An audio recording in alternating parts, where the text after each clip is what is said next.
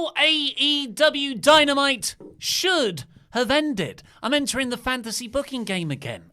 Feel like I haven't been there for a while. Luke doesn't know what I'm going to suggest. No. But what I do know is that prior to us going live 2 seconds ago, you turned to me and said, I've got 3 words. And it's throw keys into crowd. Yes, yeah. I've suddenly started to second guess. You know when you come up with an idea and you're like, I know, this is going to be great. This is how that... And that was at 7 a.m. this morning after I finished watching Dynamite. And now, after thinking about it a lot, probably too much, I'm like, is this worthy enough? Because I haven't put the fantasy booking out there for ages, it feels. You cheese toasted your way out of this situation because you had it. You were fine before you left this office. Then you went away and you had your 3 cheese toasty, and all of a sudden you've come back a different man. Yeah, it's like it's the dairy. And like cheese gives you bad dreams. Cuddling. I'm Ollie Davis. This is Luke Owen. Welcome to the AEW Dynamite edition review thing of WrestleTalk Live. Please press the thumbs up button. Give us a subscribe. Oh, actually, someone pointed out that we point to where it is on a computer screen, when most people consume this shiz on mobile. So I looked at where the buttons are. Please press the thumbs up button. Give us a subscribe. There. Still on that side. Leave a comment down below. There we go. There you go. Right. So, and getting your super chats because we'll be getting to those throughout the episode. Right. So here is what actually happened on last night's AEW Dynamite, the main event angle, which has been built up for a month, no less. One that was meant to pay off last week, but Moxley said, no, I've got to, I'm going to give my answer next week after the whole New Japan Wrestle Kingdom stuff. To Jericho in person. Because I respect him so much, I wanted to be face to face, which was a bit like, you kind of promoted. So the crowd booed because you had promoted they were going to give the answer. We said we'll give you the holidays. We expect our answer on the first episode after New Year. And the answer is to Jericho's proposition of Moxley joining the Inner Circle and becoming a 49% co-owner. Yes, so that's how it got extended last week because he was meant to give an answer last week. Instead, Jericho had a video package because he wasn't there in the building. He'd already gone to Japan where he said, yeah, we're going to make you a 49% owner of Inner Circle LLC, and we've bought you this millions upon millions of dollars car or something. A Ford GT or something. It's Tony Khan's dad's car. Is it really? They were going to rent a very expensive-looking Lamborghini thing, but Tony Khan's dad, who reportedly is really into AEW. Apparently he thought it was a bit of a gamble at the start, and he didn't really get it, but now he's like, this is great, love it. Yeah, so he was like, take my car. And that's the car they use. It's a Ford car. Yeah, it's a car. It's a fast car. A blue fast car. And Mox said, I'll answer you this week. So that was the build-up to this week's main event angle. And Jericho, Sammy Guevara, and Jake Hager came down to the ring. Not the full Inner Circle I would have liked. I don't think Santana and Ortiz were there. Well, make them be there. What else more important do they have to do than... They might have had indie bookings. Yeah, well, yeah, as we've seen. AEW are too nice. and so Jericho, Guevara, and Hager come down to the ring. They've got a sort of table with some bubbly to celebrate. And it's Jericho's bubbly as well. And Jericho, he's the one who introduces Moxley. Yeah. We were robbed of a Justin Roberts. Yeah, the deal. So they put over as well that the pair of them, Jericho and Moxley, had big weekends. Big weekends. They kept putting over the Tokyo Dome. And Jericho himself said, we're 2 guys, we all won our matches at the Tokyo Dome in Japan. And as he's coming out to make his entrance, Jericho's giving him the big introduction. No US title belts on Moxley. Mm-hmm. Yeah, that's interesting. Which a few people were expecting there to be. But he came out and Jericho said there's going to be a big party. We're going to have a wicked party when you all join the Inner Circle and none of you are invited. It's all good, very good heel stuff. And then Mox says that, hey, Jericho, you've offered me 49% share. You've offered me this car. You've offered me all this money. You clearly don't know me at all. None of that means anything to me. I didn't come to AEW because someone brought a truckload of cash to my house. I came here to change the wrestling landscape. And I'm going to do that by joining Inner Circle. I say yes. And the crowd suddenly didn't really know how to react to it. Like, okay. And he took off his jacket to reveal he was wearing an Inner Circle t-shirt. I loved Jericho and Sammy selling of this. Like they were hugging and high-fiving because they got Mox to join. I thought it was actually a lot of fun. Overall, I thought the segment went far too long. I think they didn't need to do 2 rounds of celebration. It was about 10 minutes long overall. Didn't need to be 10 minutes long. 5 minutes of material. Yeah. It was 5 minutes of material stretched out over 10, and it really felt like it. And then they do sort of 2 rounds of celebrations. Moxley was sort of healing it up, like getting with Jericho's back and being like, hey, don't you tell him he sucks, and all this sort of stuff. And then when Sammy and Hager left the ring, he said, oh, by the way, I've got one more thing to tell you. I'm just kidding. Your group is stupid. You're stupid. And he smashed a bottle over his head, gave him the paradigm shift. Jericho selling it was amazing. Paradigm shift to Sammy. Hager gets in the ring. Moxley bails, tears off the T-shirt, walks through the crowd, and he celebrates because he got the car key. So that's what happened. And that was the closing image of Dynamite was Moxley in the crowd with the car keys being like, yeah, sports car. It isn't because that's... I know like it's more, oh, I've got one over on Jericho. But it was also a bit sports car. That didn't jar with me. Yeah. Extinction Rebellion are going to be really mad about this. Right. Yeah, the people who share my logo. So I enjoyed this segment, but this was an angle that's been built up for over a month. It's been the biggest thing on AEW for a while now. It's their main title picture. Yeah, and I just thought this is the payoff. I was like, I love all the people in there. I enjoyed it, but I was almost forcing myself to enjoy it. Do you know what I would say? This segment was less over than Marco Stunt. Yeah. That crowd were way more into Marco Stunt flossing than they were Moxley faking out in a circle. Yeah, and I think the guys in the ring knew it because Jericho knows how to work a crowd, and that's it was a bit desperate. He turned to the crowd at one point and was like, "Did you say I sucked?" Yeah, and everyone was like, "Nah." Like, what? And then he like tried to egg them on to chant, "You suck." Yeah, you suck. Well, they got a "you sold out" chant, but it almost felt like the crowd were doing it out of politeness. Yeah, it's just like, I suppose we should do that. Like that's what they want us to do. I did like the visual of Moxley hitting Jericho in the face with a bit of the bubbly bottle. That's perfect. That makes total sense in the story. Great visual. I also liked Mox running away from Hager. Yeah, because that really keeps Hager strong. Mox doesn't lose anything really. So. Remember, I liked it. This is just... but I felt it left a lot on the table. Bias. I feel like it left a lot on the table and actually had that one quite jarring image of Moxley valuing material worth. Yeah. I know there's an argument that might not be the case. He's just doing it to get in Jericho's head, but I think there's a better way to do it. Here's how. Here is how. Yeah. Okay. No. You make your point. I'll quickly write it down because I was going to say something about the keys. So... You do everything. Moxley comes into the ring and he sort of builds it up like he did, and then he says, and that's why I'm going to join in a circle. Right, everything's normal. First off, I felt like the crowd went into it because it was predictable. And Jericho's selling of Mox's of accepting, I actually thought made it more predictable. I think Jericho should have been then like, you what? Like Jericho should never have thought that Moxley was going to agree. But I think Jericho as a character thinks that, well, of course you're going to join. Look at this great offer I've made you. So like him reacting, it's not going to be like that surprised me. It's more like well, of course you joined. Look at this amazing offer. There's that, but I think for the dynamics for the rest of it, it'll be more to get the crowd into it. So Jericho's there like, did you say you join? And Moxley's like, yeah. And then he's like, wait, so that's like the first bit of getting the crowd in. And then I think this would really help Moxley get heat. He says, I came here to change wrestling, and I want to take out Cody. I want to take out the Young Bucks. I want to take out Kenny Omega. Get him railing on a few beloved people from the fans. And then the fans start to boo him as well. Now, probably say Marco Stunt. Yeah. So then you've got some actual heat, hopefully, in theory, because trying to get a "you suck" chant wasn't working. So yeah, do the equivalent. Even a hometown heat thing didn't work. Jericho did a Memphis line, and no one really reacted to that. Yeah.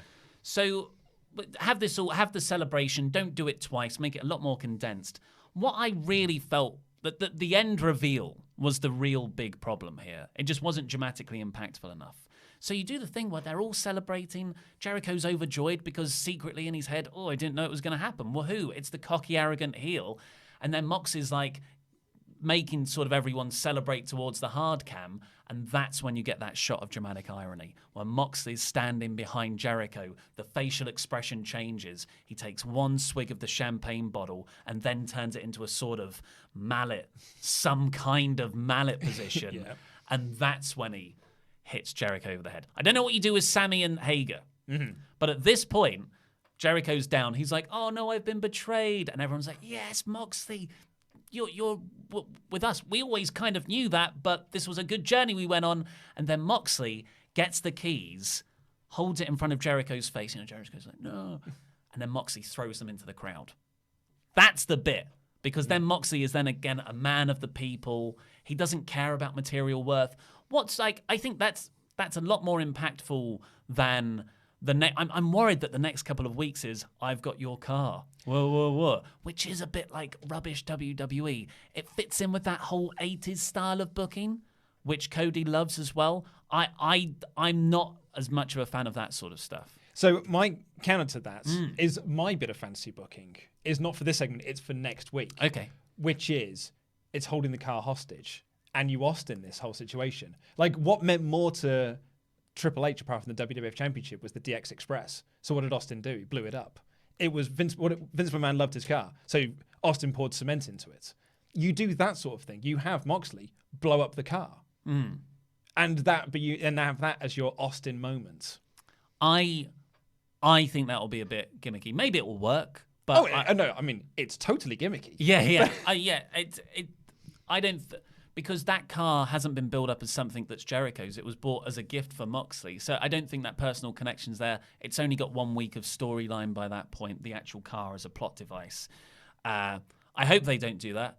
I think the car is either going to be dropped or it's going to be used as this kind of, look, we've got your car, haha, here's me driving around. I'm like, I don't want Moxley to be that kind of heel.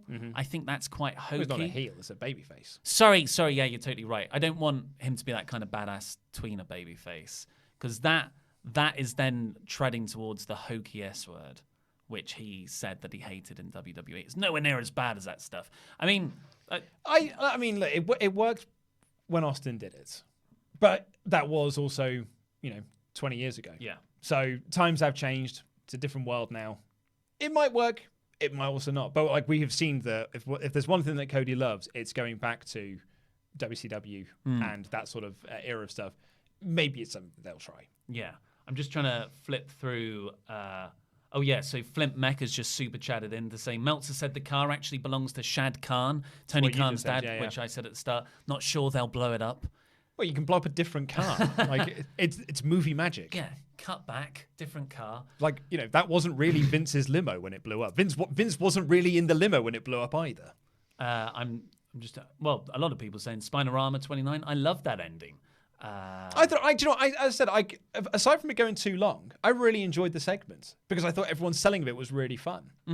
I thought it all felt a bit off.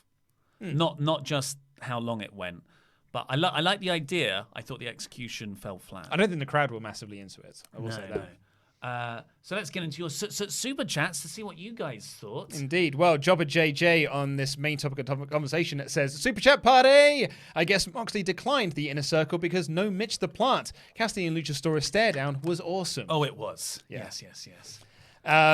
Jobber JJ also says that DDP promo was great. Him wrestling at Bash in the Beach almost 20 years since the last time is a great story. No shoot promos, please. LOL.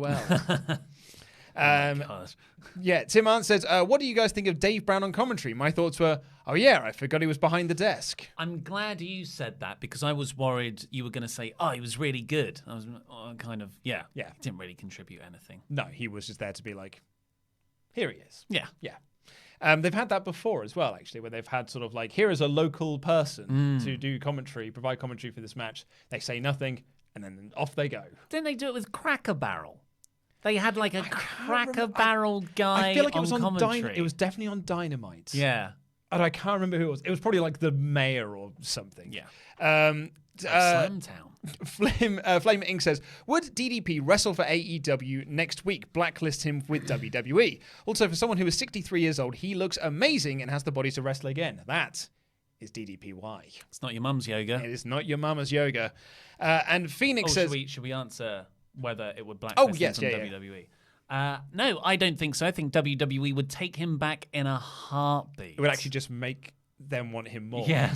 They'd probably offer him, they'd find another way to give him a Hall of Fame ring. Yeah. Oh, we'll put the Insiders, the tag team act, into the Hall of Fame. But I don't think DDP would do that. He doesn't need... he might do it for a respect for the business kind of thing, like if it's a Hall of Fame offering, but he loves the Rhodes family. He loves Cody, indeed. Yeah. I mean, and Dusty, and absolutely. We'll do one more. This comes in from Phoenix, who says, "First Statlander match I've seen. She is legit great, but Brandy is so bad it's funny. Her insults on commentary were so cringe. I couldn't work out whether they were supposed to be bad." Yeah. Like, I'm doing bad comedy, but I'm doing it on purpose, and I know it's bad comedy. I couldn't tell if it was that, or it's just legit bad. If you can't tell, it's probably just bad. Yeah. Because you'll laugh. If they're doing it in a bad way on purpose, it's bad. You'll eventually laugh because it will be funnily awkward.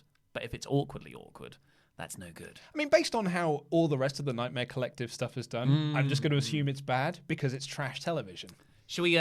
We've just got a few more to get through, so let's just do those before we hop onto the full play-by-play. Green Bean 78. I give AEW 6 out of 10. But we mark things out for fun. Yeah, that's not fun. It's 3 out of 5. Yeah. Phoenix, thank you very much for your generous Very donation. generous donation. In Australian dollars, I believe. Yeah. It's a Swaffed Under member. I hope you're doing okay. Hot take. This was my fave AEW episode so far. This is because I found it consistently entertaining. It didn't have a best AEW segment, but it just entertained me consistently, whereas past shows, not so much. That's an interesting take, actually. Like I said in my about 4 minutes reviews, which I don't think has gone live just yet. But I said in that I called it a solid show. Like it was, aside from the Nightmare Collective, this was just solid, furthering storylines, furthering characters, salt and peppering things a little bit here and there. Nothing big, nothing major, just solid. Yeah. It was a solid 3 out of 5. I agree. And we might stop doing these AEW versus NXT polls because they're just it's funny that we're funny. I can see the comments now. Oh, you're stopping those things when NXT keeps winning. But I just don't. I feel like they're not really telling us anything anymore. At the start, it was useful, but interestingly, which show was better? We asked on the community tab. 64% said NXT, 36% said AEW Dynamite. Which is interesting because when we came into the office today, Laurie's reaction to NXT was, yeah. It felt like that was almost both shows' reaction was, that's good. But then they were like, well, what would you give it? And he was like, low 4. So Laurie's got a different facial expression register to the rest of us. But pre-Survivor Series, that really was the turning point, that Go Home NXT show. Every week was 50%. Yeah, so it was like 50% really between the two, a couple of percent here and there in it. And then post-Survivor Series, NXT has been winning with at least 60% of the share. Well, we've got a Patreon mailbag on tomorrow's show, which I think is actually quite interesting because I think it's almost telling of sort of a wider picture. And it's from one of our Patreon pledgehammers that it said, like, AEW is not the show I was expecting it to be, and I'm disappointed. And I do think that AEW was just this very big, grand idea, and everyone was expecting it to be this whiz, pang, bop, oh my God, like everything is just like, it's a 5 out of 5 show every single week. And because it's not a 5 out of 5 show every week, people have just been like, actually, do you know what? It's actually a bit disappointing. It's also a case of before something actually happens, it's everyone's perfect vision. Like everyone's got their own preconceptions of what they want that show to be. This isn't my perfect version of AEW. I thought it was going to be New Japan in the US. Yeah, that's not what it is. It's more of a being the elite thing. So if you really thought it was going to be something different, I can see why people would turn off. Completely, absolutely, and turn against it. But yeah, that's those ones. We just had a few super chats come in on the fancy booking, so I'm curious to see how things gone down. Nate drops surname. What if Jericho yells he wants his car back and Moxley just has a casual throwaway line of, your car? Oh, I sold that piece of junk. So now, I still don't think that's. I feel like there needs something visual with the car. Like a throwaway line is certainly a way to get rid of it, but I think it needs that visual element. Yeah. Vincent17601, catchy. Try that for his PIN number, everyone. Narrative-wise, the car is incredibly expensive, and the Inner Circle are out a lot of money. As Jericho said, they pitched in to buy it, so it would make sense for Mox to rub it in their faces. Exactly, yeah. Totally. And apparently it's like millions of dollars, which I think is effing stupid to spend on a car. But that's just me. I think that's what's going to happen. That's not a storyline that connects with me. So I think I wouldn't have done it. Anyway, just before we get into the full play-by-play. We'll get there eventually. Yeah, where is it? Eve. Yes, Riot Girls of Wrestling. It's not called Pro Wrestling Eve anymore, as I was corrected. It's Eve Riot Girls of Wrestling. Because girls is spelled Grrrls. It is these Girls. Oh, Riot Girls. So nice. Of wrestling. Delightful. Me, Laurie, and Pete are actually going to be there at the show. I'm really looking forward to it. I'm gutted I can't go. Yeah, rubbish. At 6 p.m. tomorrow night. But everyone else can watch it on Fight. So go over to Fight. The start time is 7 p.m. UK GMT. So that's 8 p.m. in Europe and 2 p.m. EST in the US. And it's got Session Moth Martina in action. And it's also love Session got Moth. Everyone fancies Martina. Giselle Shaw and Sami Zayn, who are the champions in a tag team elimination match. Giselle Shaw is awesome. She's really good. She's so good. We've seen her a couple of times at WrestleGate. And Frontline, I saw her as well. Anyway, let's go into the full play-by-play review of the show. I love the opening package. Oh, it's great. Yeah. Really, really good stuff. I got over how the Elite was sort of back on top last week. A storyline that really should never have been a thing. They should have been winning and in the main event and openers from the get-go. But now we're here now, so good. And then it also recapped the John Moxley Jericho stuff. Basically set up, here are your two big things you need to know about. It's the Elite being the Elite, or becoming re-Elite, and Moxley joining Inner Circle. There was a really, really nice tight video package that then played into the opening match, which was Hangman Page and Kenny Omega versus Private Party. We found out that Hangman Page was not going to give Private Party the $12 that they own for that drink, which I think is a silly price to pay for a drink. $12. There wasn't a lot of drink in it. It looked like a hotel bar, though. If I went to they are pricey. If I went to a hotel bar and they tried to charge me $12 for a single drink, I'd throw something at them. Yeah. So I thought this match was awesome. Oh, yeah. It was, of course it was Look great. at the talent involved. Yeah, I thought it was great. I love Paige and Omega as a team. They have got wicked tag team chemistry. Oh my God. Yeah, they're just seamless. The chops. I love the push into the German suplex. In this one, there was the buckshot lariat V-trigger. from going into the front of you with a V-trigger to the back of the head. I've rewatched that because TDE put it up on Twitter as a GIF. I've watched it so many times. It's brutal. It's just brilliant stuff. Quen's selling of it was amazing as well. Of essentially just like he died. Like his soul left his body and he crumpled to the floor. That is enough to make me into them as a team. And they've over the last 3 weeks, with no real storyline stuff, we just know that they're friends. They have made them feel like a real tag team unit. And fantastic work by them. And they've done such a good job that I am really invested in their breakup storyline. I think Hangman is doing amazing work in this feud. Incredible. His selling throughout the matches has just been great. Like next level good. Because he is on the same page as Omega. On the same Hangman. On the same Hangman page. They are on the same page to a degree. He will fist bump, he will tag in, he will tag out. He was never hogging the limelight. But they bumped heads at one point because I think Quen pushed them into each other. And when they won, Hangman still had this look on his face, which was just I'm still not happy. I know we're winning and everything, but I'm not cool. This isn't cool. And the proof is in the crowd reaction because he is over. He is the most over he's ever been in that company. Yeah, huh. He's getting just organic cowboy S-word chants to set off the match. They were chanting for Paige more than they were for Omega in the beginning of this match. And it's because of character and story. And it's just entwining perfectly.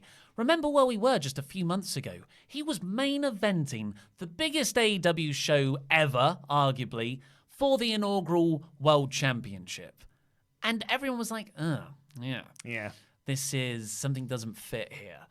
And one of the big success stories is they've gone back to the drawing board and they've just put him back at a sort of upper mid-card slot and slowly worked on this idea with him. And it all makes sense if you trace it back to that August shot. Yeah, completely. I'm really, really enjoying this stuff here. My only hope for this, and I'm going to bring this up again later on as well, is that this affects the power rankings. Paige and Omega have got, I think they've only lost once as a team. Like, they've got a number of wins under their belt. As a unit, they feel like they should be in that top 5 power rankings for the tag teams. For the tag titles, yeah. And when you look at the Rhodes brothers, when they beat Lucha Brothers later on in the show, they beat the number 3 group in the number 3 team in AEW. Surely that should affect the power rankings, because if the power rankings come out next week and neither of those teams are featured, or we get to Dynamite next week and it's not really mentioned, then these wins don't mean anything. And that kind of bugs me a little bit. And I'd like to see Paige and Omega going into this sort of like almost like a tag title journey where you can then do the breakup. I think that's the perfect use of them. The tag division, it's after being very, very hot at the start. I think they've fallen victim to pushing too many teams. And now I feel like the tag champions are... I forgot that SCU were the tag champions. Or that the tag belts were a thing, because they've got all these other stories. I mean, for me, that proves my point of 2 months ago that the SCU weren't the right guys to put the belts on. But this, I think that to counter your, or to balance out rather, your criticism there, my big plus point of this show was how perfectly paced, the overall wrestling stories are. This is like, something slightly different happened from Paige and Omega's dissension last week. And you saw that throughout the show. The Cody MJF stuff is just being perfectly elongated. So you can have feuds that last 6 months and don't feel overexposed, where they fight every 3 weeks or they're in every segment together weekly. Yeah. It's been perfectly done. But what happened here is Omega and Paige won. Just a terrific match. This is awesome chant from the crowd as well, with the sort of private party silly string spot. And it was a great near fall off the gin and juice on Omega. I actually thought that was going to be the win there until Paige broke it up. And which is actually also, sorry to cut you off there, brilliant again in that storytelling. It was Omega that was going to take the pin, and Paige was the one that made the save. Really, really good. But then there was that lariat V-trigger combo. Brutal. One-winged angel. I think you had him beat before then, but no one kicks out of the angel, and they win. But then Pac the bastard appears on screen, remembering that he had a storyline with Nakazawa about 2 weeks ago. Now. Someone got very upset with us on Twitter last week that we didn't watch that episode of AEW Dark where they did follow up on the Pac Nakazawa thing. I would argue that doing this backstage segment kind of proves our point that they also didn't care about that Dark segment because A, they've never mentioned on TV, and B, they just did it again.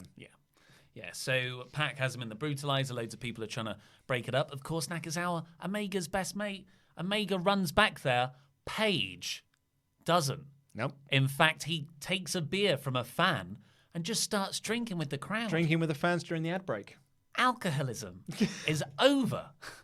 It's just a brilliant, consider, because alcoholism has been dealt with horribly in wrestling in the past. With the sort of WCW days, and it was Scott Hall, wasn't it? Scott Hall. They also did it with was Ric Flair? They did it with Hawk in... That was a concussion thing. Hawk in WWF as well. It's really insensitive and exploitative as opposed to an actual story that serves something. And here I think they've got it. They've got the balance spot on. I love it. I don't think he's an alcoholic. Oh, no. Sorry, that's an extreme. But he is drinking because he is troubled. Okay, as a character. Yeah, that's more... Yeah, you're right. But I thought this whole... that the Omega Page stuff is actually my favourite thing on AEW at the moment. It's just so subtle and being perfectly told. Yeah, I'm really, really enjoying it. I think we also glad... I thought you might enjoy this... opening match as well, because they didn't cut to the Omega video package. I did notice that. So it's like, Paige comes out and then Omega comes out, but you only see him walking around in Tokyo on the screen. It doesn't go full screen because it doesn't need to go full screen. It's a boring shot of a bored-looking man walking around the street.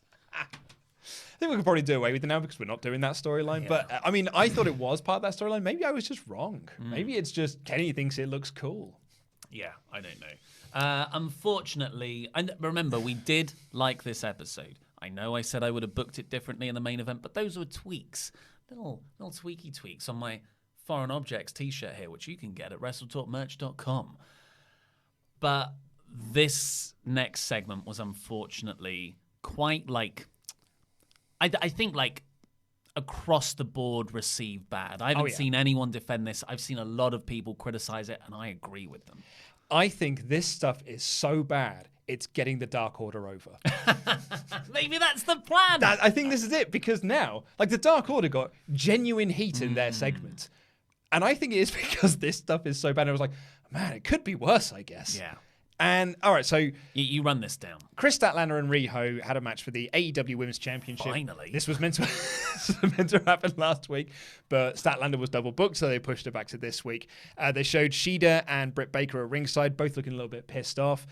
Not like this. Not like that, no. This was good action that was then ruined by Nightmare Collective nonsense. I was really into Statlander Rio. I genuinely thought they were going to put the belt on Statlander. Really? I really did, because I think this Rio experiment has, I think the month off has hurt this Rio experiment. Yeah. And she feels so under now that it's just like, do you know what? Let's just put it on someone new. I think it's hurting the belt. You first brought this up to me last week, and now I can't not notice it. When she came out, I remember those pops she was getting in October. Yep. They're not there anymore. It's a sympathy, not a sympathy pop. It's just a sort of reaction pop because you've heard some music. That's exactly it. I think having a month off TV and not having any storyline going into Full Gear has really, really damaged her title reign. I think it has damaged the title. Yeah. And I think just keeping it on her is not doing it any favors. Very short-sighted. So it was good action between these two. They actually were having a really good match. Second rope delayed suplex from Statlander on Rio. Because Statlander's so big compared to Rio being so small, I was really looking forward to them having a match. Yeah, absolutely. And then Kong and Mel came down to ringside. Is that her name, Mel? Yeah, I mean, I originally wrote Shaved Head Lady. The other one. Then they called her Mel, and I was like, okay, cool, her name's Mel then. Mel threw Riho into the barricade. Statlander started taking out both Kong. When Kong took a bump, I got a bit concerned because, like, her knees are terrible. I've seen Glow. Yeah, right. So... anyway, what this led to was Brandy coming down from commentary. She was providing commentary during the match. Not very good commentary. Not very good. She comes down and she starts mouthing off at Statlander. And then from underneath the ring comes what feels like as many debuts as we've had, as many weeks of TV at this point. Someone comes out from under the ring. It is Japanese deathmatch legend Luther. And the crowd die. Because the crowd don't know who it is. The crowd don't care. The match loses all of its momentum. They do some schmozzy stuff. Then they get back into the ring. And Jeebus bless them, these two tried to get this crowd back into this match with a series of very good near falls. Yeah. I actually got back into the match. I don't think the crowd did. I popped for one of them because I thought they might put the belt. I was still convinced they were putting the belt on Statlander. And then Kong trips Statlander and Riho pins her. Yeah. And then they get in the ring afterwards and beat them up. And then this is the only bit of the segment I liked, where you had Shida run in to make the save, and you had Big Swole and Sonny Kiss run down, and they cut to Britt Baker, who has got out of her seat and has then looked at it and gone like, actually no, and she just sat down in her seat and watched. I really, really liked that bit of it. Furthers last week's heel teasers. Exactly. Yeah, that's really what I good. It's keeping that plate spinning, but it was just a further advancement of that storyline. It was the one shot of this whole segment that I liked. Well, I actually thought because I thought they were going to have a proper match. I think, again, this is a match that's been promoted for 3 weeks. One that we didn't get last week. The parallels with the Moxley Jericho stuff are quite strong, actually. So just give us a match. But they did this schmoz DQ. But I thought the first bit... No, Riho won. Yeah, sorry. What I mean is sort of interference. It wasn't right, clean. Yeah. I bet you're totally right. I did used wrong words. But I thought they were booking it really well, where Rio was taken out outside, and then Statlander took out. Because she's like, I want to have this match like that. Yeah, and then on the other side, Statlander got taken out by Kong, so Rio took out Kong for that bump. Because Rio actually had the opportunity to have the match won, but was like, no, I'm going to dive onto everyone on the outside. Good stuff. Brilliant, because you are keeping the sort of moral compass of the baby faces intact, and it's balanced out. Really smart booking. And actually, the finish, even though I don't agree with doing it, protects Rio's babyface personality because she didn't know that she had essentially cheated. Yeah. Very smart. But I just thought they should have a proper match by the end of it. And you use that interference as a bit of booking to heighten the drama as opposed to completely undermine it. Completely. But really, all the Nightmare Collective stuff and whatever, this Uncle Festus debut. A lot of people, I imagine, are going to go, well, that's, how dare you? That is Japanese deathmatch legend. Those people who have gone to Wikipedia. Look, I think I don't think it's crazy to say I know a lot about wrestling. I don't know who this guy is.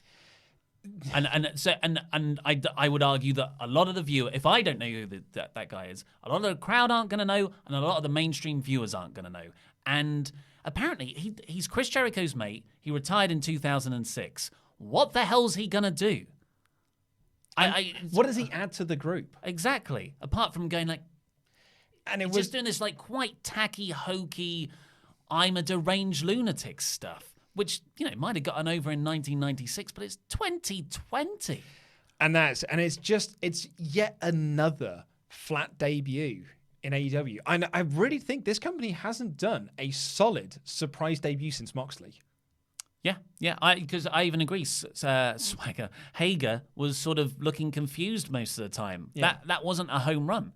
They haven't, for all the debuts they've done. But they keep doing them. That's the other side of it. You can't keep doing surprise debuts and then expect them to still be like, always get that massive pop. Yeah. Because we only had one of these a few weeks ago when the Butcher and the Blade debut. And before that, we only had one of them a couple of weeks before that when someone debuted. Wardlow, that's it, exactly. There's only so many times you can do this. And they've done it like 4 times in the last 4 months. There was the Nightmare Collective third person from the woman in the crowd. It's not good. You have a great roster already, but they're pathologically committed to getting new talent over, which isn't a bad strategy, but it's damaging. Yeah. And it sucked all the energy out of this crowd as well. Yeah. Like you could actively feel this crowd be less interested when Luther debuted. Then we got a video package for Superbad like Kip this. Sabian. Yeah. Yes. I much prefer this. Video packages are there for a reason. Very effective. I much prefer this to like just, an angle where he comes and beats loads of people up. Yeah. I thought this was really, really effective. Super effective, in fact. Zach Myers in the crowd. Lead singer of Farewell. I've written Shinedown. Oh, I've got no idea who he is. I've got no idea. I have no idea either. But I know who this next person is. Christopher Daniels taking on Sammy Guevara. Now, do you think it was intentional? The Arabian Press. Sorry, I had a cheese toasty before we came in. Yeah, I'm very thirsty. No, I think it was a botch. Okay. And I think they very smartly built a storyline off of it. Either way, it's very smart. Well, that's it, because I, like you, thought, oh yeah, it was a botch and they've turned it into a storyline. But when the angle that they showed of like him missing the Arabian Press, I looked at it, I was like, that must have been intentional, because it was botched so badly. Like, you must have done that on purpose. I don't know. But it's Daniels. That's the thing. It's like it's perfect. And Daniels doesn't make these sorts of mistakes.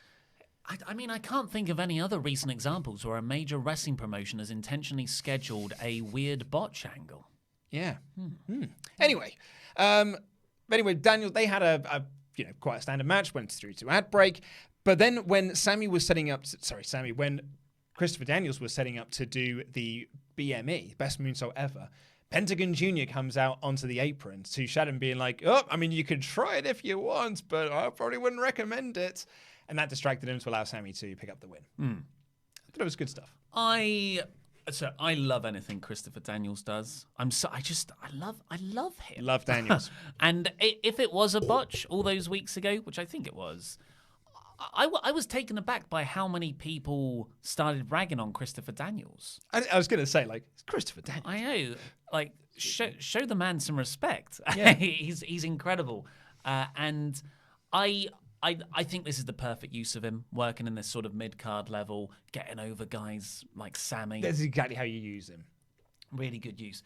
I wasn't a fan of Penta. Like, you can have Penta come out and that be the finish. or you can have the Dark Order come out. I don't think you can have the both. I felt it was overcrowded. Well, I think it's multiple storylines because it was the match with Penta that the move was botched, and it was Penta that was making fun of him, then that led Sammy to make fun of him as well. So I think it's keeping that plate spinning that you're furthering this SCU Lucha Brothers stuff. I get that. If I'm being hypercritical, I think it was an overcrowded segment. But yeah, that's what happened. Penta. Yeah, I mean, you're right, because after you did that, you then bring out another team to. Exactly. Penta caused a distraction, which led to Sammy winning.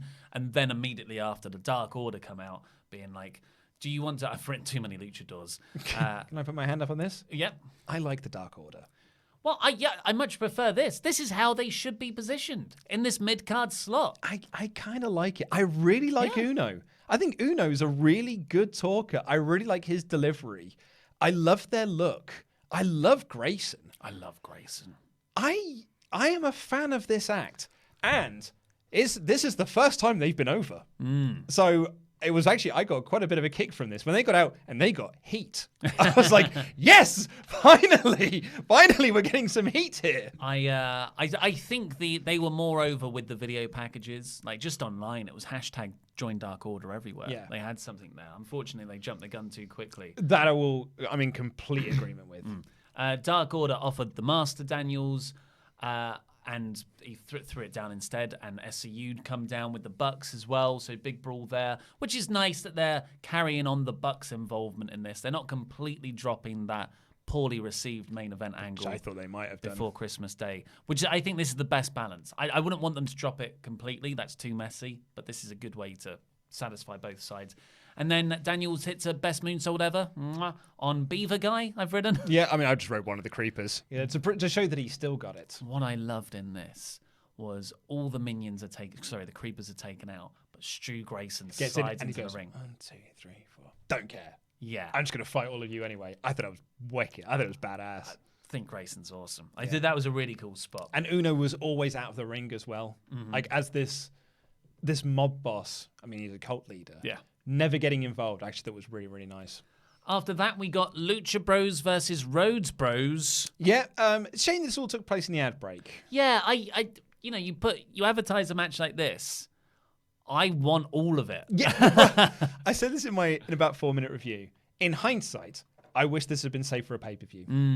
Yeah, and we could have had the full first time ever Rhodes Brothers, Lucha Brothers. Yeah, it was still great. Yeah, still amazing. Great stuff. Phoenix, man. I know. When he does his sort of like reverse 619 thing and then steps out and does this big roundhouse kick, it's bonkers. So Arn Anderson's out there again. I've written that his covering the mouth with his notes is the best spot in wrestling right now. I think it's incredible. Brilliant stuff from all four men. Unfortunately, there was a bit where Dustin was going over to make a hot tag. Phoenix had to get a chair. I don't know how they thought this was going to work because the referee can see all of this. So Dustin could have always made that tag. Arn Anderson comes over and pulls the chair out of Phoenix's Kicks the chairs out of his hand. Which is great. Like, that's cool use of Arn. But it was never going to work anyway. Dustin could have made the tag. Dustin's just stranded in the middle of the ring, standing upright, and then he has to kind of sell again and then build up the hot tag. That, the middle part of this match that was completely mistimed. They'd overbooked it. Yeah, completely. But it's like there's overbooking and then there's booking something that would have worked in the first place. I just don't see how that could have ever made sense. An excellent point. That was a problem, but overall this was great stuff. Cody hits a springboard cutter, and then Dustin hit the final reckoning for the win. I'm not expecting them to be in the power rankings because their win-loss record as a team is 2-0, and I don't think Goldust's singles record is strong enough to get them into the power rankings. Hasn't it been reset now? They did put up their new rankings. But you've also got to keep in account of your overall score as well, because it does say your 2020 score and your overall and your career score. But I do think that the Lucha Brothers will be knocked down the power rankings because, they got beat by a team that's not even in the top 5. Yeah, it should be. Then Tony Schiavone interviews Cody afterwards, but Arn grabs the mic instead and sort of answers about the MJF stuff. Yeah, he said, no one told me he was God, that he gets to make the rules. So we're going to have a chat about this. I'll let you know next week. Yeah, so great pace and elongate this feud out. Then we got Lanny Poffo. Yeah, Lanny Poffo gets a promo with Alex Marvez backstage. Randy Savage's brother, if you're unfamiliar. The genius, Lanny Poffo, who got the most genius deal in WCW. Because Eric Bischoff was just signing anyone, particularly if one of his really top stars said, like, sign this person. Because, like, Hulk was like, sign on my mates. Randy's like, sign on my mates. So they sign his brother. I wonder how Luther got his job. Exactly right. So Lanny signed this millions of dollar deal, guaranteed millions of dollar deal. And I think in the many years that he was there, he was used twice. Yeah. And they never even flew him out to the building. He would just sit at home and just collect this massive paycheck every single year. Not bad. Not bad, man. Yeah, smarter than Kevin Nash, if you go by Kevin Nash's reckoning. That Lanny is just an incredible talker. Yeah, great talker. They tried him out on New Japan commentary last year. That's right, they did. Not the right fit, but he is a fantastic talker. And they recap the whole Memphis Legends thing. So it seems like that was more of a gimmick to sell live event tickets, as all the stuff happened on the pre-show. They said it's going to wear on Dark next week. So it was there for Marvez to push Dark. Did you see Jerry Lawler's comments about this? No, I didn't. Where he said that they're only doing this Legend of Memphis thing to sell tickets and draw some interest. It's like, yeah. They're a wrestling promotion. That's exactly why they're doing it, Jerry. My favorite comment I've seen about that, I think it was Trevor Dame who said, that man's only had sex so he can have an orgasm. Speaking of having sex and bang, MJF came out next and he's just doing some brilliant heel work. He's doing his entrance in the ad break, but you can see him tearing up signs. There's this big sign opposite the hard cam that says MJF is a virgin. He tore up one sign, folded it in half, hit someone round the head with it. Hit a fan in the head. And this fan is like, yes, I have been hit. It was just great stuff. It was great.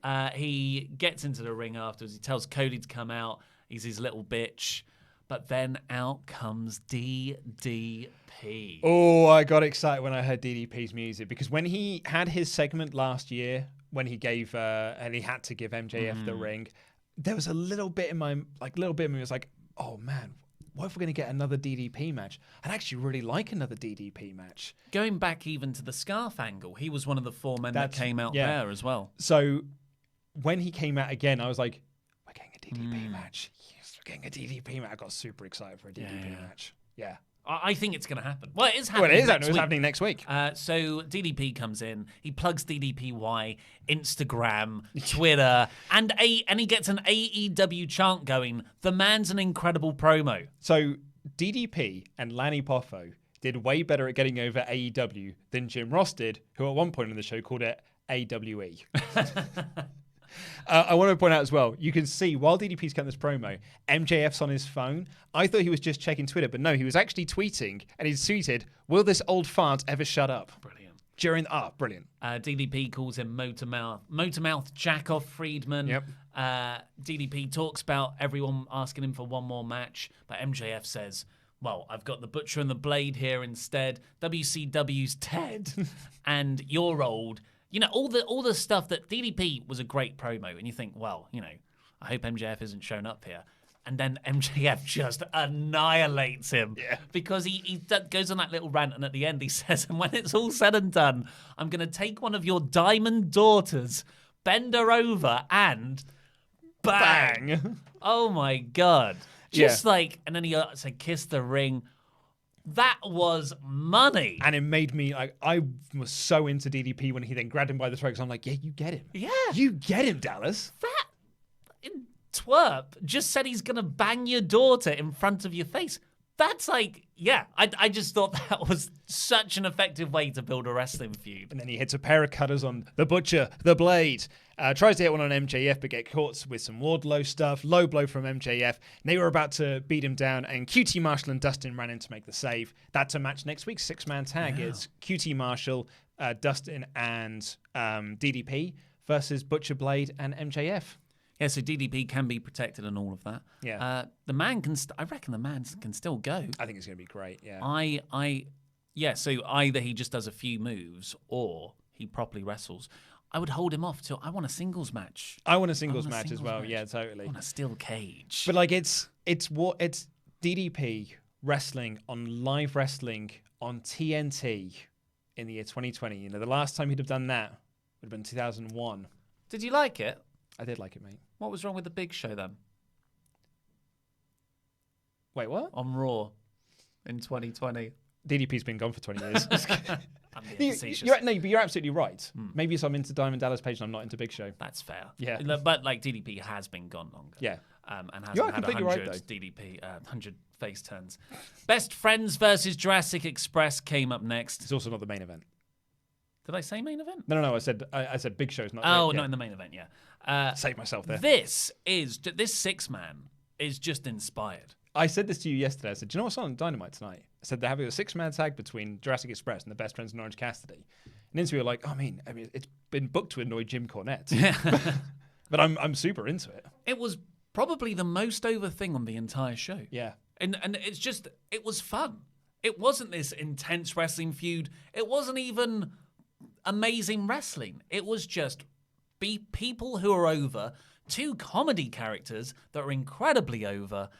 Out of note, like Marco Stunt, I'm actually quite surprised by. I never really thought he could get to that place in the fans' hearts, but he has, and in mine as well. This was just booked perfectly. Yeah, it was so much fun. Cassidy, when Cassidy tagged in, the roof came off the place. They even said on commentary, "That's a pop." Yeah. Like when Cassidy came in, and all he's doing is nothing. Yeah. But then we'll do some stuff, and the crowd go even more bonkers for it. I thought this was so much fun. I thought it was great.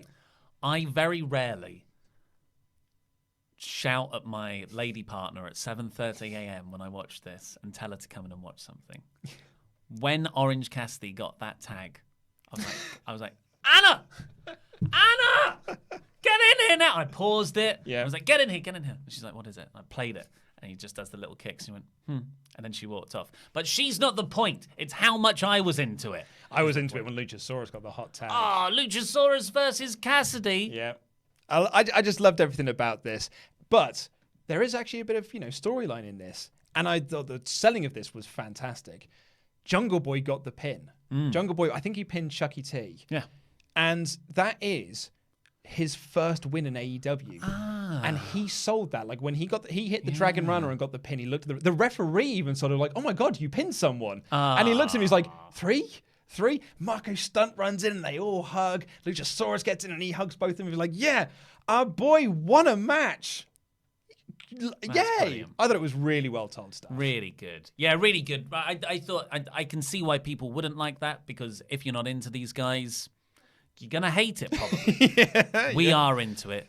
Give us that one. Yeah. And I think that's a beautiful. I actually missed that, but that's a beautiful little character piece. Hopefully, carry on with it. And they announced for the Jericho Cruise, Jurassic Express versus the Inner Circle of Jericho, Santana, and Ortiz. And they also announced at Bash of the Beach, we're going to get, as we said earlier, MJF, Butcher and Blade versus DDP, Dustin and QT. We're also getting Chris Statlander and Hikaru Shida versus Awesome Kong and Mel.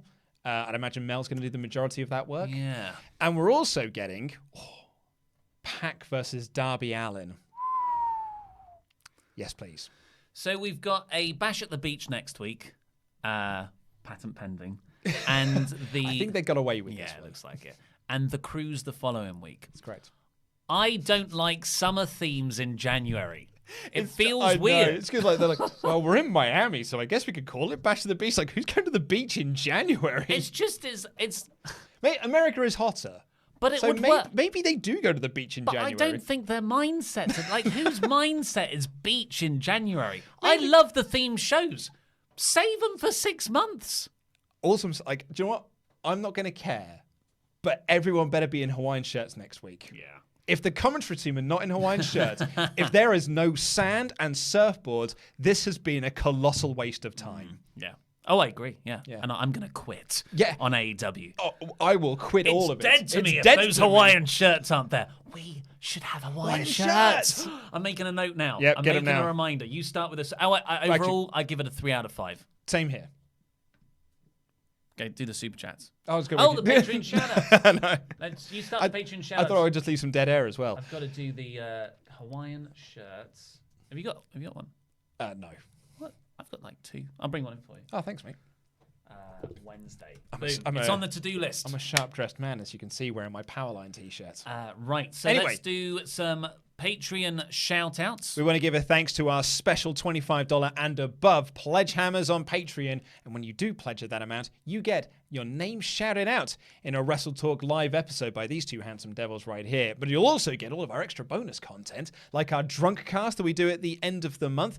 And we're going to be reviewing WWF Royal Rumble 2001 for WrestleTalk Extra at the next week. I think we're going to start recording it.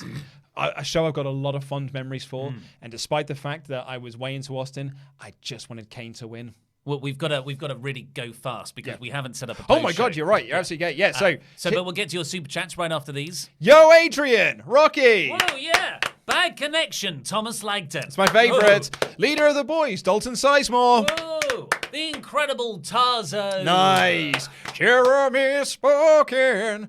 Class today. Yeah. Smith. The man who wears the gold, the man recognized by SWAF Nation International as the 24/7 champion. Our legend. Nice. The redneck, Dennis Hicks. Yeah. Michael Plowman, that's his name. That name again is Mr. Plowman. Michael Plowman. There it is. Big bad Blake Lloyd. Whoa. Martin Santoya talking to me. Are you talking to me? You nearly finished The Irishman now. Courtney, it's taken you 3 days. Courtney Travis Webb. Thank you very much. And I think he's talking to you, Damian Thompson. Two Simpsons references. Hey, Nice. Thank you. Right, let's do these super chats as fast as humanly possible. John, thank you very much, everyone, for your super chats. There's been loads today. I think people have remembered the joy of super chats again. And just when they have, we forgot to set up a post show. Yeah. Josh de Dominics. This was my favourite ending to Dynamite so far. Mox feels the closest thing to a Stone Cold-like character we've had. Really hope he blows up that car. That's what I was thinking for next week, man. Yeah. I mean, yeah, okay. Maybe I just think I love the visual when it's someone standing behind the other person and the other person doesn't know it's happening. Dude, you're not wrong. Yeah. You can still do that and blow up the car the following week. Lee Spicer. Brandy is terrible, that is all. Yeah. She's not worked out well. No. Good toy, 25. I'm going to be at Bash at the Beach next week. Can't wait for that Pac versus Darby and DDP. Oh, mate, you what a lineup you've got. You better wear a Hawaiian shirt. 100%. And you better send us a picture of you in a Hawaiian shirt. If you do, we'll get the TV back here and we will put that picture of you in the Hawaiian shirt in the TV. Completely. Anton H. Brandy reminded me of Ronda burying wrestling. So I guess that's when Ronda talked about it being fake? Yeah, when she went on, I was like, oh, wrestling's fake, by the way. I didn't get any of that from Brandy. No, I didn't get that from Brandy. She was just bad in a different way. Yeah. Matthew Schiel. I'm glad there is a story in the women's division. This reminds me a lot of... So when you and I said that we weren't fans of the Chris Statlander gimmick, we actually had quite a lot of... I had some emails and I had some tweets from people going like, but it's her own gimmick. She came up with it. It's like, I mean, it's cool. Doesn't mean I have to like it. Yeah. And it's the same thing here. It's like, I know we've been asking for storylines in the women's division.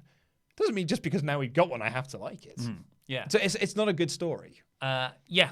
And, well, maybe, the Nightmare Collective stuff is no good. The Britt Baker story, however, I'm actually into. Yeah, that I really like. Mike Montiel. Is Brandy booking the women's division? Bad booking. She's the head of the women's division. I know that much. Yeah, so it's kind of, maybe it's the split responsibility and it's just, it's too many cooks because the idea is Kenny is in charge of all the Japanese wrestlers and Brandy's heading up the US side of things. And Brandy has arguably gone too American and done these stupid Nightmare Collective things. And Kenny has just not pushed, not given anyone characters. So gone the Japanese way. I honestly don't know how you could look at your promotion, see what you're doing with the Dark Order, and then think, well, I'm sure we could just do another group like that. Yeah. Anton H. again. Gedo made New Japan and Kenny great. AEW isn't Gedo. So maybe Gedo should just book everything. Maybe that's the answer.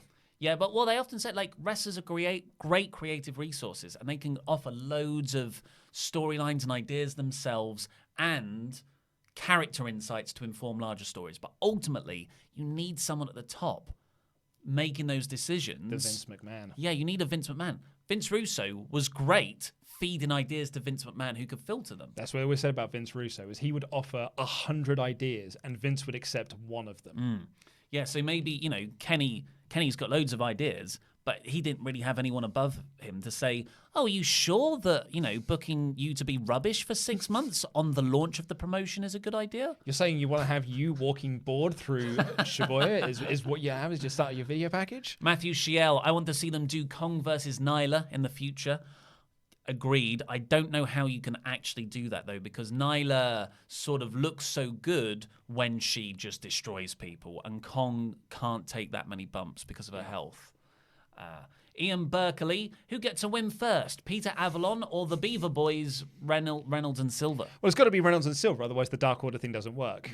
Canal Improbabile. Very solid and consistent episode for me as well. I'd say 4 out of 5. One of the best. Wow. Clearly WWE's payment came in and Ollie's AEW bias is no longer #a big one. Yeah. Maybe we need to get a big one. What, a big one t-shirt? T-shirt. Laughing emoji. Yeah, well, cheers, Vince. Thank you. We're very fickle with who we get our things from. Quinn Stewart. Who is the one WWE main event talent who would do the most good for AEW? Brock Lesnar, I think, is quite, if you want to... John Cena. Yeah, you got to say the actual mainstream names there. I'll pass over to you. Chris Blass says, watching you guys since 2017. It's my birthday today as well. Do you believe that Jericho should hold the title for a whole year? And if he does, do you think someone from the inner circle like Sammy should face him? Well, happy birthday. Happy birthday indeed, Chris. Yes, I do think it should be at least for a year. I don't think any of those... I haven't seen anything to make me want that kind of story from the other inner circle guys. Kenny should be the guy to win the belt. Or Cody. I know. I don't know how. I think it's good. Their match at Revolution, Cody and Mox, is going to be very interesting considering that Mox has got his opt-out. Reportedly, he's got an opt-out. For, he can be there for a year and then opt out of his 3-year contract.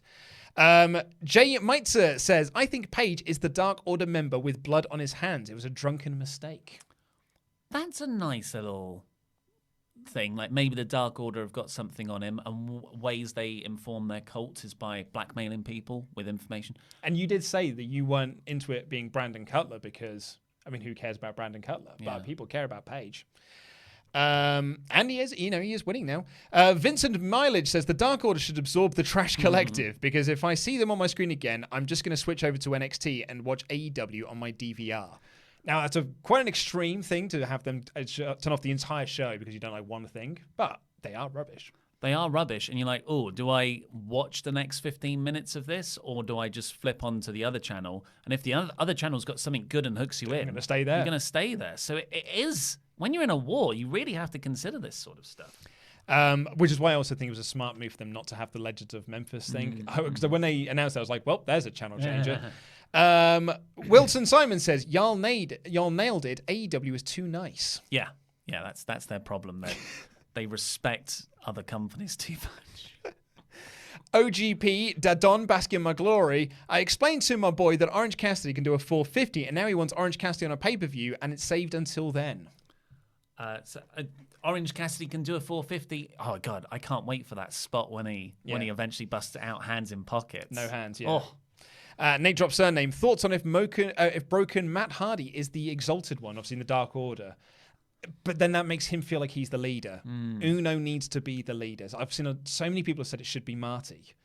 Uno's the leader of that group. Having another leader come in just completely undermines everything. Yeah. I think Broken Matt is strong enough to stand on his own. Phoenix says, love you guys. Going to watch the rest of the stream tomorrow. Oh. Well, hello from the past. Hello from the past, indeed. Ooh-ah. Is that a Goofy movie shirt, Luke? It is. I drunkenly bought this after I watched a Goofy movie, and I cried because I got so happy at the end when they all danced together. And I was like, I watched then a load of clips from them at D23 singing all the songs live. And then I was like, I wonder if I can get a Powerline t-shirt. And I found one, and I bought it. Imagine how many T-shirts Hangman Page has ordered over the last month. Tim Arndt, my mindset in January is beach. I'm an Australian. Okay, yeah, fair enough. Yeah, that works. Goiti25 Maybe it's just because we're so British. Like, no matter what time of year it is, I'm never thinking chilly. beach. Goiti25 or Gatui25. I live in Miami. There is no such thing as cold weather here. All year is beach time. That's what I said, man. It's a hot country. Again, Hawaiian shirts all year round. Benny Sato, Tommy's #1 fan. # justice for Andy Datson. Stripper Ollie shirts, please. And thank you to Beth Beakey for your donation and no comments. Well, thank you everyone for joining us here for this episode of AEW Dynamite. We slightly overran on the hour time limit. 3 but minutes. please press the videos that have just appeared on the desk right now to catch up with the latest awesome WrestleTalk things, and stick around because Simon and Laurie will be back very shortly with their NXT review with some, sounds like a cracking episode. I've been Ollie Davis. This has been Luke Owen, and that was wrestling.